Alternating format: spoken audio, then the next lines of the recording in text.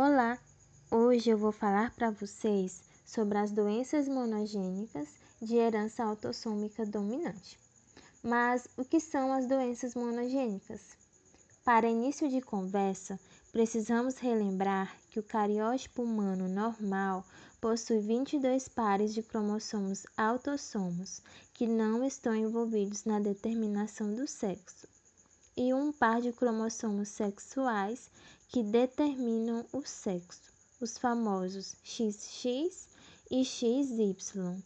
Portanto, monogênicas são doenças onde será afetado apenas um gene, e existem cerca de 15 mil delas descritas, sendo outras tantas ainda a serem conhecidas. Já a herança autossômica é quando são afetados os genes dos pares de cromossomos entre 1 e 22, ou seja, aqueles que não estão envolvidos na determinação do sexo, e dominante, que basta ter apenas um alelo mutado para a manifestação da doença. Mas de onde veio tudo isso? Gregor Mendel foi um biólogo em que trabalhou com pesquisas, sendo a sua principal descoberta o teste com cruzamentos de ervilhas. Ninguém prestou atenção à lei da hereditariedade de Mendel durante mais de 30 anos, mas finalmente, no início do ano de 1900, vários cientistas reconheceram que a lei de Mendel é uma lei geral da hereditariedade e não uma peculiaridade das ervilhas. Com base em muitos experimentos, concluiu que existem 2 elementos de hereditariedade para cada traço em cada indivíduo, que esses 2 elementos se separam durante a reprodução. A prole recebe um dos 2 elementos de cada um dos genitores. Além disso, Mendel concluiu que um desses elementos pode dominar o outro, de modo que um indivíduo com apenas um elemento dominante vai apresentar o traço. Um elemento não dominante ou recessivo somente será expresso se ambos os elementos forem recessivos. Essas conclusões são a essência da primeira lei de Mendel, a lei da segregação. Os elementos de Mendel são conhecidos agora como genes e são as unidades básicas da hereditariedade. Então, mas como essas doenças ocorrem? Vamos dar o seguinte exemplo. Imagine um casal em que o pai possui um alelo mutado para a doença e a mãe possui o seu genótipo normal. Como vai ocorrer a transferência da mutação para os filhos? Então, como já foi dito, esses genes irão se separar durante a reprodução e os filhos irão herdar um desses genes de cada genitor, podendo formar diferentes combinações. Ou seja, durante os cruzamentos, as chances desses filhos herdarem a mutação é de 50%. Dado essa breve explicação, agora vamos falar sobre a doença de Huntington. Mas o que é essa doença e o que ela tem a ver com o que eu estou falando? Ela é uma doença rara, herdada geneticamente e se caracteriza como neurodegenerativa. É causada por um alelo dominante, em que os indivíduos afetados possuem um alelo dominante e um recessivo. É raro que um indivíduo com doença de Huntington tenha 2 alelos dominantes, pois para isso seria necessário que ambos os pais tivessem a doença, e os indivíduos que não são afetados possuem 2 alelos normais. Mas o que ela causa? Ela afeta o sistema nervoso central, provocando a perda de células em uma parte do cérebro, que é chamada de gânglios da base. Ela se manifesta na idade adulta, aproximadamente após os 40 anos de idade, ou seja, após os anos reprodutivos, e assim o alelo dominante para a doença é mantido de uma geração para a seguinte.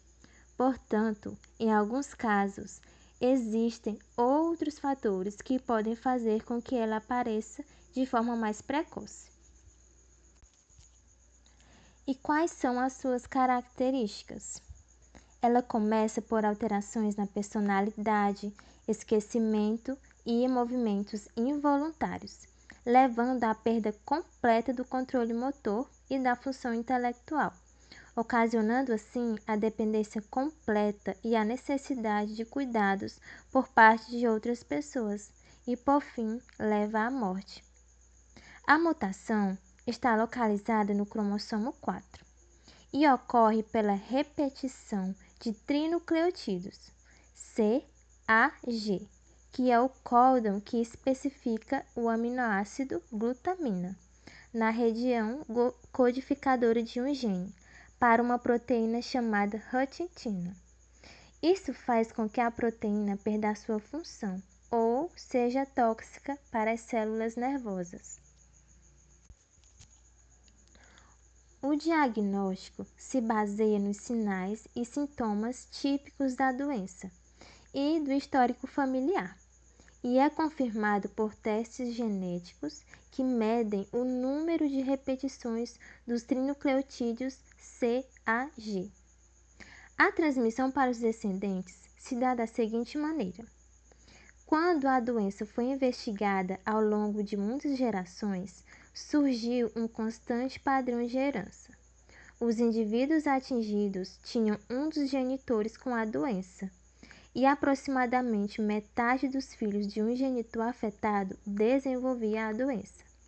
Nesse sentido, os descendentes sempre herdarão o alelo normal do genitor que não é afetado, mas terão 50% de chance de herdar o alelo dominante do genitor com a doença.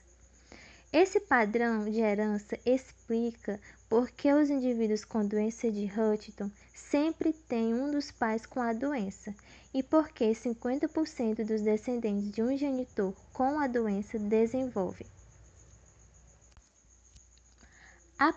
A prevalência na população geral dessa doença é de 5 em cada 100 mil pessoas. Tá, mas existe cura?